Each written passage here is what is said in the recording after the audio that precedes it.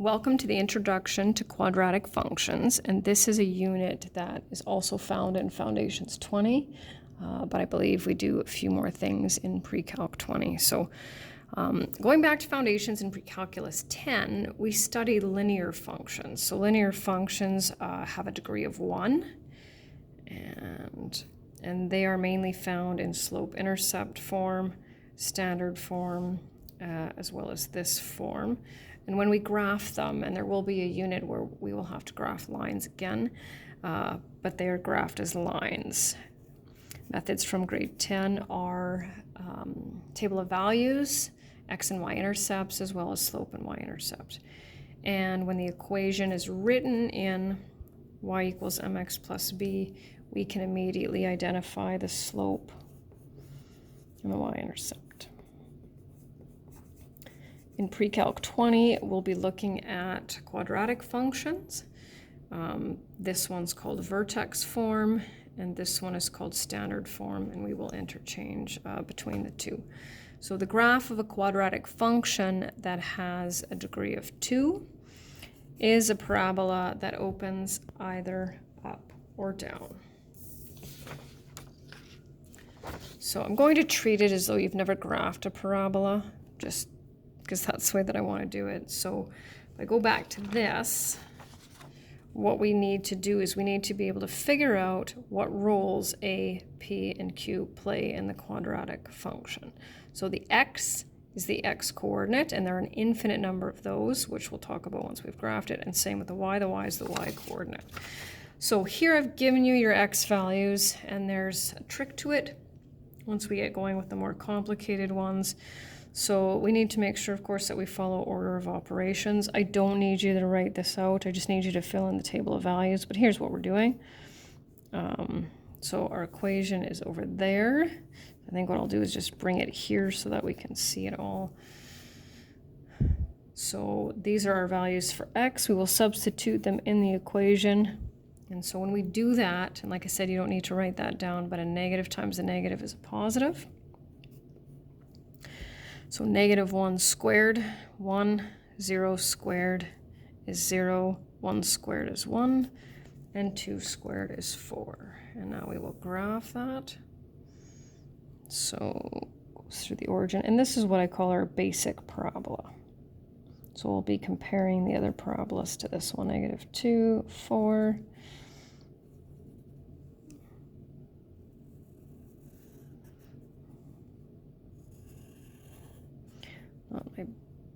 Oh, that's because I didn't draw it in the right spot. It looked kind of funny. I'll try that again. 2 and there we go. Perfect. So that's our basic parabola. So like I said, so here are 5 examples, right, of x and y coordinates.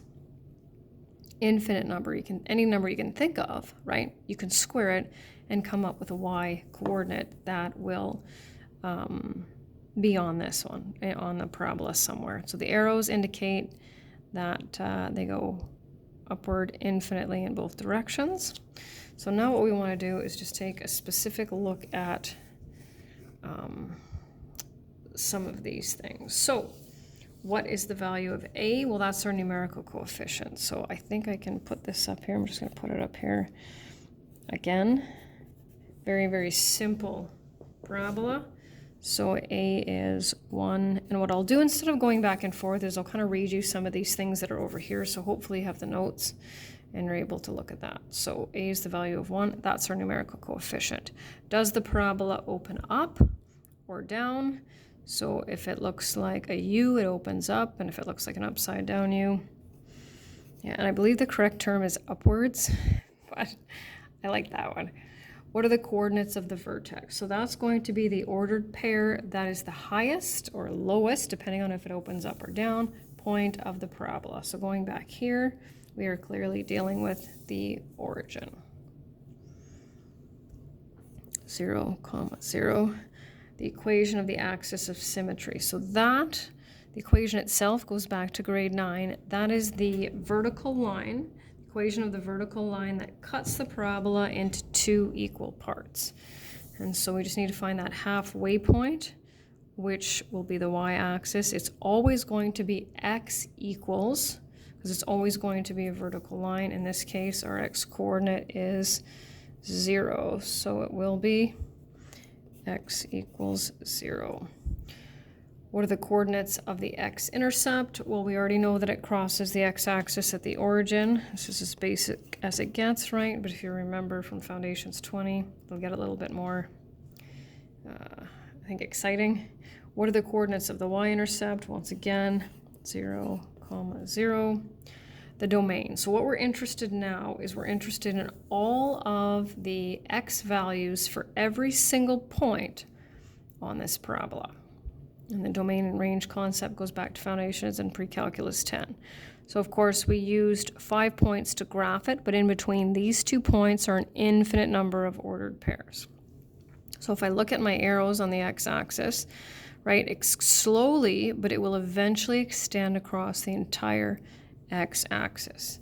And the mathematical way of basically saying that x can be anything, right, is x is an element of real numbers.